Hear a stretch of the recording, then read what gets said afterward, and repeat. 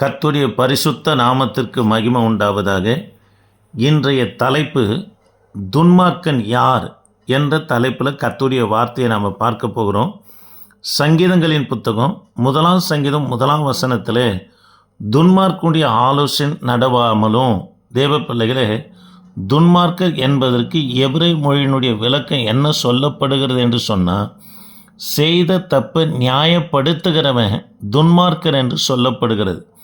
இங்கே குறிப்பாக 1 சங்கீதம் 1 சொல்லப்பட்டு இருக்கிற இந்த துன்மார்க்கன் சவுலை குறித்து தான் சொல்லப்பட்டு இருக்கிறது. 1 சாமுவேலின் புத்தகம் 13 சாமுவேல் தீர்க்கதரிசி சொல்லுகிறார், கில்காலில் போய் சவுலே நீ காத்திரு, பலி செலுத்தி கர்த்தரை தொழுது கொண்டு ராஜபாரம் பண்ண வேண்டிய ஆலோசனை உனக்கு தருவேன் என்று சொன்ன உடனே சவுலும் போகிறார், கில்காலில் காத்திருக்கிறார். சாமுவேல் வர நேரம் தாமதமாகும்போது ஜனங்கள் கலைந்து போகிறத பார்த்த உடனே சவுல் துணிந்து போய் பலி செலுத்துகிறார். சாமுவேல் தீர்க்கதரிசி வந்து கேட்கிறார், புத்தினமாய் செய்தீரே என்று சொன்ன உடனே அதற்கு சவுல் சொல்லுகிறார், ஜனங்கள் எல்லாம் என்னை விட்டு போகிறார்களே என்று சொல்லி நியாயப்படுத்துகிறார். சாமுவேல் கேட்டது புத்தினமாய் செய்தே, ராஜபாரம் உன்னில் இராதபடி எடுபட்டு போகும் என்று சொல்லியும் கூட அவர் சொல்லுகிறார், செய்த தப்பை நியாயப்படுத்துகிறார். ஜனங்கள் எல்லாம் கலைந்து போகிறார்கள் என்று பலி செலுத்தினேன் என்று சொல்கிறார்.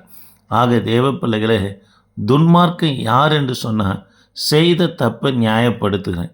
2வது காரியம், 1 சாமுவேலின் புத்தகம் 15 அமலேக்கரை முற்றிலுமாய் சங்காரமாக்கும்படி குழந்தை பிள்ளைகள் ஆடு மாடுகள் ஒன்றையும் வைக்காமல் முற்றிலுமாக சங்காரமாக்கும்படி சொல்லுகிறார். காரணம் என்னவென்று சொன்னால், தேவ பிள்ளைகளே, எகிப்திலிருந்து இஸ்ரவேல் ஜனங்கள் வரும்போது இஸ்ரவேலை முதலாவது வழிமறைத்தவங்க யார் என்று சொன்னால் அமலேக்கர் தான் எதிரிகளாக காணப்படுறாங்க.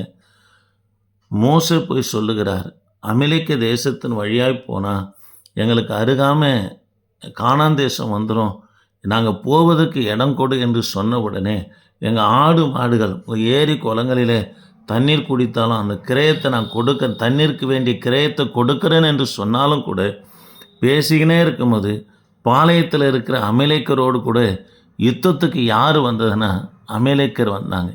ஆகவே தான் கர்த்தர் சொல்கிறாரு, அமலேக்கர் வழிமறைத்த செய்தியை என் இருதயத்தில் வைத்திருக்கிறேன், நீ போயிட்டு முற்றிலுமாய் சங்காரம் பண்ணு என்று சொன்னார். தேவ பிள்ளைகளே, சவுலும் புறப்பட்டு போனார், அமலேக்கரை சங்காரம் பண்ணார். ஆனாலும் கூட அமலேக்கர் ராஜாவாக இருக்கிற ஆகாக என்னவனா தப்பி விற்கிற காரியத்தை பார்க்குறோம்.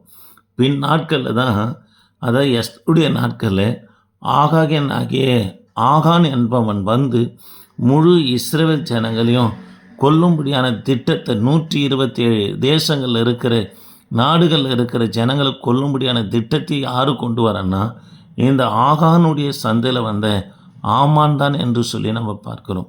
தேவ பிள்ளைகளே, கர்த்தர் எவைகளை அழிக்க சொல்கிறாரோ அதை அழிக்கலைன்னா பின் நாட்கள் அதுவே நம்முடைய தரிசனத்துக்கு அதாவது படுகொழியாக வரங்க. இந்த அமலேக்கன் தான் சவுல் ராஜாவே நம்மனை கடைசியாக கொலை செய்கிறத பார்க்குறோம். தேவ பிள்ளைகளே, செய்த தப்பு நம்மனை நியாயப்படுத்துகிறார். சாமுவேல் கேட்கிறார், ஆடு மாடுகள் சத்தம் என் காதுகளில் விழுகிறது என்ன, அமலேக்கருடைய ராஜா எங்கே என்று கேட்ட உடனே அதுக்கு சொல்கிறாரு, நான் தேவனுக்கு பலியிடும்படியாக கொண்டு வந்தேன் என்று செய்த தப்பை நம்மனை நியாயப்படுத்துகிறார். கர்த்தருடைய வார்த்தைக்கு கீழ்ப்படிவதை பார்க்கிறோம்.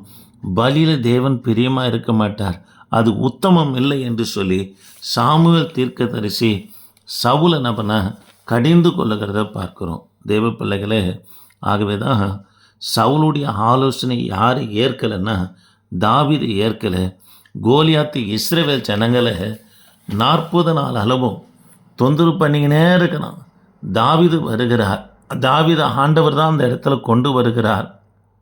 கொண்டு வந்த உடனே அந்த சமயத்தில் சவுல் சொல்லுகிறார், என்னுடைய உடைகளை என்னுடைய பட்டயத்தை போட்டுக்கணும் போ என்று சொன்ன உடனே தாவீதுக்கு அதுக்கு பொருந்தலை. தாவீது யாருடைய ஆலோசனை கேட்கலைன்னா சவுல் துன்மார்க்குடைய ஆலோசனை கேட்கலை. கர்த்தர் தனக்கு சொன்னபடி கர்த்தர் தன்னை எதில் பழக்கி வித்தாரோ அதன் பிரகாரமாய் போகிறார். 5 கூழாங்கற்களை எடுக்கிறார். தேவ பிள்ளைகளே, 2 சாமுவேலின் புத்தகம் 21ஆம் அதிகாரம் 22ஆம் வசனத்தை நாம் வாசித்து பார்ப்போம்னா, கோலியாத்துக்கு 5 சகோதரர்கள் இருக்கிறாங்க. கோலியாத்தோடு சேர்த்து 5 பேர் இருக்கிறாங்க. இதனால தான் 5 கற்களை எடுக்கிறார். ஒரு சிலர் இதுக்கு பல அர்த்தங்களை கொடுக்குறாங்க. உண்மைன்னா தேவ பிள்ளைகளே, கோலியாத்துக்கு 4 சகோதரரும் கோலியாத்தும் சேர்த்து 5 பேர். ஆகவே 5 கற்களை எடுக்கிறார். ஒரே கல்லில் கர்த்தருடைய வல்லமை புறப்பட்டு போகுது. கோலியாத்து கீழே விழுகிறார். பெலிஸ்தேரும் கோலியாத்துடைய சகோதரனும் ஓடி போகும்படியா கர்த்தர் செய்கிறார். தேவ பிள்ளைகளே, துன்மார்க்குடைய ஆலோசனையில் யார் நடக்கலைன்னா தாவீது நடக்கலைங்க. ஒரு சிலர் ஊழியக்காரங்க கூட சொல்லுவாங்க, முள்ளால் தான் எடுக்கணும், எனக்கு அந்த போலீஸை தெரியும், இந்த அதிகாரி தெரியும், இந்த ரவுடியை தெரியும் என்று கூட ஊழியக்காரர்கள் சொல்லி கொள்ளுகிறத பார்க்குறேங்க. தேவ பிள்ளைகளே, துன்மார்க்குடைய ஆலோசனை தாவீது கேட்கலை. கர்த்தர் தனக்கு சொன்னபடி செய்த நிமித்தமாக தேவ பிள்ளைகளை கர்த்தர் தாவீதுக்கு நம்ம ஜெயத்தை கொடுத்தா. நாம் இருக்கிற இடத்துல, நாம் ஊழியம் செய்கிற இடத்துல, வேலை செய்கிற இடத்துல, குடும்பம் நடத்துகிற இடத்துல, பிள்ளைகள் படிக்கிற இடத்துல கோலியாத்துக்கள் எழும்போதான் செய்வாங்க. நாம் கர்த்தருடைய வார்த்தையின்படி நம்ம போகும்போது கோலியாத்தை வீழ்த்த என் தேவனாகி கர்த்தர் பலன் தருவார். ஆக தேவ பிள்ளைகளே, யாருடைய ஆலோசனைப்படி நடக்கக்கூடாதுன்னா துன்மார்க்கனுடைய ஆலோசனையின்படி நடக்கக்கூடாது. துன்மார்க்கன் என்று சொன்னால் செய்த தப்பை நியாயப்படுத்துகிறேன். ஏசாயா தீர்க்க தரிசன புஸ்தகம் 9ஆம் அதிகாரம் 6ஆம் வசனத்தில் நாம் வாசித்து பார்ப்போம்னா, அவர் ஆலோசனை கர்த்தர் என்று சொல்லப்பட்டிருக்கிறது. அதே ஏசாயா தீர்க்க தரிசன புஸ்தகம் 11ஆம் அதிகாரத்தில் தேவனுடைய ஆலோசனை என்னவா இருக்குன்னா பலன் வாய்ந்ததாக இருக்கும் என்று சொல்லப்படுகிறது. தேவ பிள்ளைகளே, சொப்பனத்தில் யாக்கோபுக்கு கர்த்தர் கொடுத்த ஆலோசனை பிரகாரமாக தான் யாக்கோபு நடந்தார். மந்தைகளை பெருகும்படி செய்து 2 பரிவாரங்களோடு திரும்பி வரும்படியா என் தேவனாகி கர்த்தர் செய்தார். ஆக இந்த வார்த்தையை கேட்கிற எனக்கு அன்பான தேவனுடைய பிள்ளைகளே, தேவனுடைய ஆலோசனைப்படி நடப்போம்.